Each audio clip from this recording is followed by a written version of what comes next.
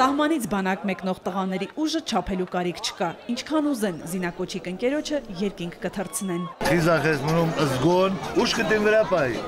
կողացնում ես դաուպատը, եղավ։ Գլուխը ցածր կպահես, ձիգ կմնաս, շարից փորձանքից հեռու։ Ծնողները որդիներին բանակ ճանապարհեցին, չմոռանալով կարևոր մաղթանքը, տանը ձեզ սպասում են։ Լավ քնած, լավ վերադառնաս, գաս ծնողներին հասնես։ Մերսի։ Զինակոչիկները առողջ են, արձանագրում են բուժզննումից հետո, տղաները կմեկնեն ծառայության մարզի գեներալների ու սպաների օրինակը աչքի առաջ։ Երբ գա պահը,